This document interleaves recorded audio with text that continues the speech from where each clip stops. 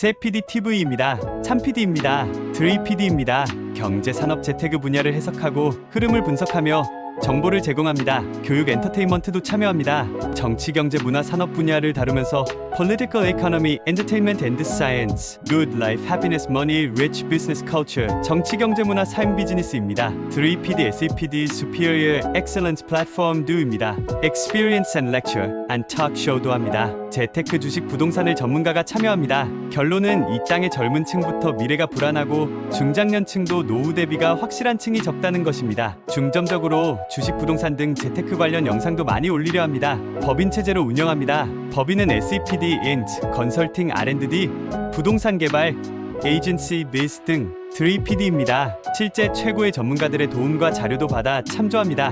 매일매일 대응은 안 하셔도 됩니다. 컨텐츠는 직접 작성하여 영상 제작합니다. 내용이 중요하지요. 책임 있는 컨텐츠로 소중한 재산을 지키며 증액시키는데 도움을 줄 것입니다. 경제, 경영, 산업, 정책 기초는 그냥 숙지하세요. 세상은 경제는 정책의 영향이 존재합니다. 정책 효과는 시차가 존재합니다. 소중한 젊은이들의 100만원, 1000만원이 소중합니다. 흐름을 중요시해야 합니다. 전문가들이 콘텐츠를 확인합니다. GDI의 캐르메와도 함께합니다. 자료 영상 참조하시기 바랍니다. 시장 경제를 분석하며 산업 분석과 국제적 흐름을 분석해 승리하시기를 바랍니다. 세PD TV입니다.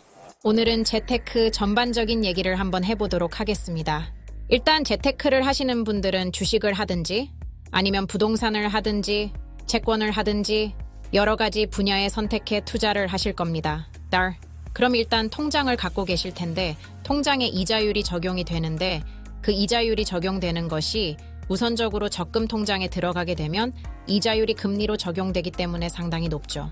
하지만 입출금이 자유로운 통장의 경우는 이자율이 상대적으로 낮습니다. 따라서 여러분들이 파킹 통장 하루라도 돈이 맡겨져 있으면 이자율이 적용되는 약간의 좀 높은 이자율이 적용되는 그런 통장을 꼭 찾아보시길 바랍니다. 거기에 복리가 적용되는 통장이 있다는 것입니다.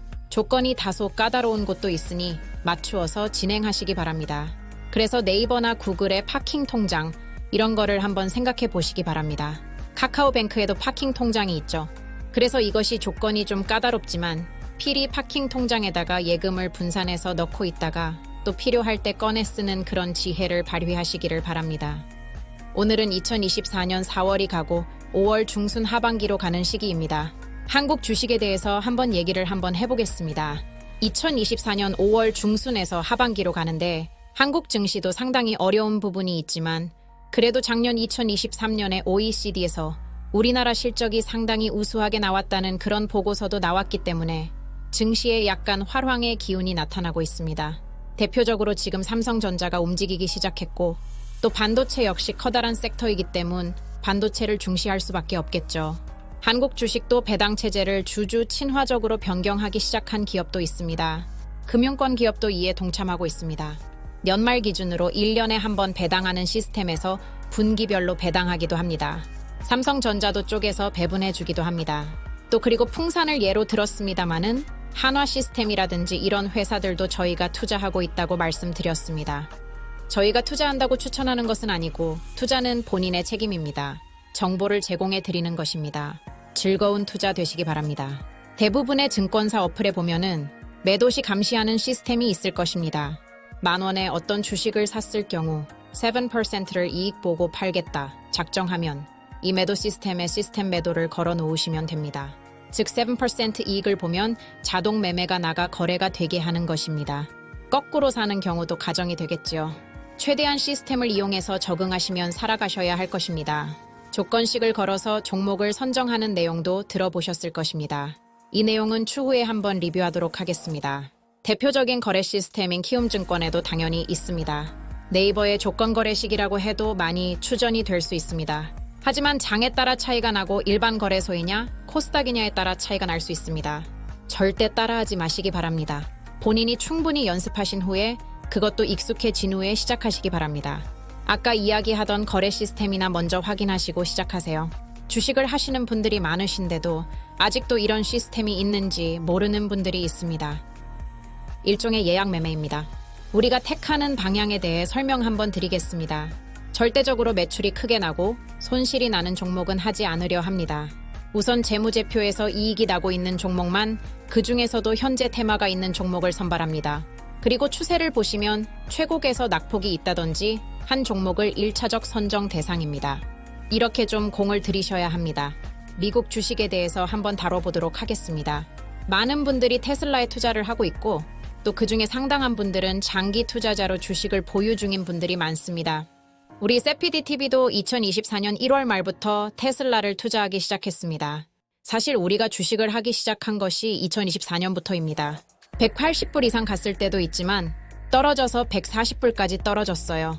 그때 추가 매입도 좀 했습니다. 요즘 워터링이라고 그러죠. 물타기를 해서 매입 단가를 많이 낮췄습니다. 어쨌든 테슬라는 항상 그 이슈를 몰고 다니는 기업체 중 하나입니다. 파운더죠. 창업자인 CEO 일론 머스크가 늘 항상 자기가 소유하고 있는 트위터죠. 이름을 바꿔서 X에 여러 가지 이야기를 하고 있죠. 이것이 언론에 즉각 반영이 되고 있기도 합니다. 최근에는 가장 핫한 이슈가 FSD죠. 즉 AI를 활용해서 자율주행 체제를 완성시킬 것이다라는 그런 이슈로 테슬라가 단순한 전기차 제조업체가 아니다. 이렇게 보시는 분들도 많고 해서 주가가 반영이 됐죠. 또 반면에 또 종업원들을 상당히 많이 해고시키는 그러한 강수를 또 써서 또 시장에서 또 회사가 많이 어렵구나 해서 주가가 또 많이 폭락하는 그런 경험도 있습니다. 그런 과정 속에서 사실은 실적 발표가 2024년 4월에 나오기 시작하니까 사실은 현금도 좀 훨씬 많고 그렇게 많이 적자를 본 것도 아니고 흑자 기조를 계속 이어가고 있다. 이런 것이 보도가 나가고 했기 때문에 안도의 한숨을 쉬면서 또 주가가 또 반등의 기회를 잡고 하기도 했습니다. 그러다 결정적인 한 방이라면 한 방일 텐데 중국에 가서 FSD를 실제 장착해서 승인을 받고 운행을 한다. 이런 보고가 나고부터 주가가 크게 상승 흐름을 타고 있습니다. 테슬라는 2024년 5월 초에 잘 알려진 대로 중국에서 완전 자율주행 FSD 기능 사전 허가를 받은 데 이어 이날 웹페이지에 모델 Y 신차를 추가하는 방법으로 라인업을 강화했다는 보도가 나왔습니다. 테슬라는 한 번 충전으로 약 320마일 약 514km의 주행거리를 제공하는 장거리 후륜우동 모델 Y 신차를 라인업에 추가했다는 것입니다. 이것은 하나의 주가 상승의 호재입니다. 당연히 테슬라 매출 증대에 기여할 것으로 기대된다. 테슬라가 상승하면 대개 테슬라의 대항마로 불리는 리비안도 상승할 것으로 분석합니다. 실제 리비안도 쌍스 추세입니다. 루시드는 실적 발표를 앞두고 실적 기대감으로 정규장을 상승으로 마감하기도 하나 실적은 별로라 하락하기도 합니다. 이때 루시드도 비슷한 유형입니다. 대개 정규장에서 오르다가 마감 시에 하락하는 패턴입니다. 그러나 실적 발표에서 손실이 는 것으로 확인됐다는 보도입니다. 루시드는 이날 장 마감 직후 실적 발표에서 지난 분기 매출이 1억 770만 달러라고 밝혔다. 이는 시장의 예상치 1억 600만 달러를 상회한다. 차량 인도도 1967대에 달해 전년 대비 40% 급증했다. 시장의 예상을 상회하는 실적을 발표한 것이다. 이것은 그냥 참조용입니다. 지속적인 적자 흐름입니다. 사실 이 런 기업이 흑자가 되기 시작하면 주가가 엄청 뛸 것입니다. 미국 증시의 결정적인 한방은 금리 인하입니다.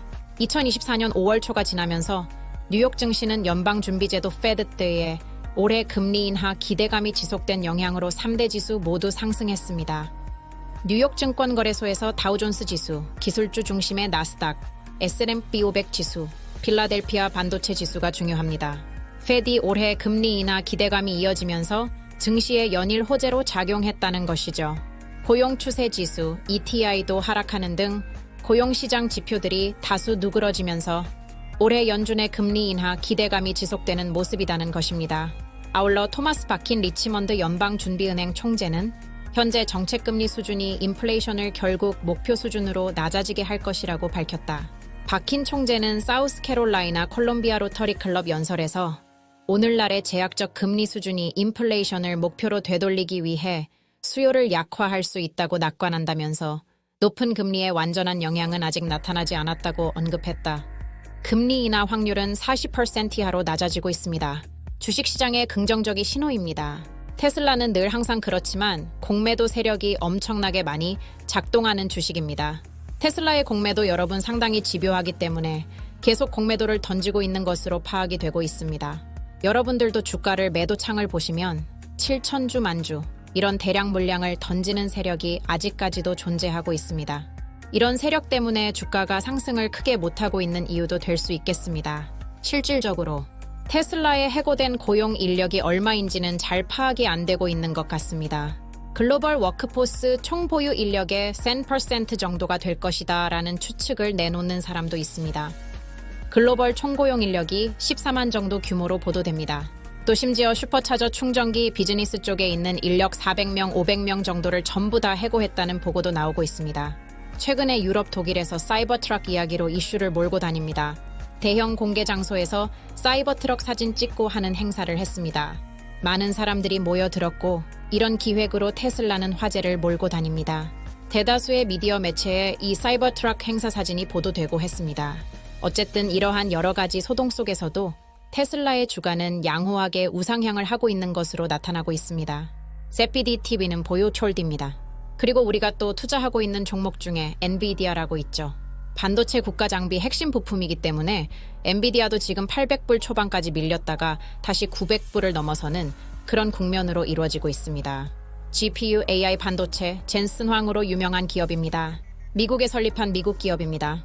AI가 사실은 아직 어떻게 보면 시작도 안 했기 때문에 AI가 고급화가 되기 시작하면 엔비디아가 흐름을 탈 것으로 보는 견해가 강세입니다. 저희 세피디TV도 엔비디아에 투자를 하고 있습니다. 보유 중이죠. 물론 늘 항상 말씀드리는 바와 같이 투자는 본인의 책임입니다만 자기 판단에 의해서 투자하시기 바랍니다. 이왕의 종목 얘기를 했기 때문에 저희가 투자하고 있는 종목이 퀄컴도 좋은 회사입니다. 퀄컴도 수익률은 그렇게 많이 나지 않고 있지만 그래도 장기적으로 갖고 있을 만한 회사라고 주장합니다.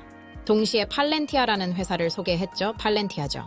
저희가 투자를 하고 있다고 얘기를 했었죠. 저희가 투자를 하고 있다고 해서 꼭 사야 된다는 보장은 없고요. 어쨌든 그런대로 이 회사가 영향력이 있는 회사다. 이렇게 말씀을 또 하나는 마이크로소프트입니다. MSFT, 마이크로소프트는 워낙 좋은 회사이기 때문에 그 내부적으로 어떻게 미래를 위해서 어떻게 움직이고 있다 하는 것이 잘 안 나오고 있습니다만은 결국은 마이크로소프트도 크게 반등할 것이다. 이렇게 말씀드리겠습니다. 또 하나는 구글이죠.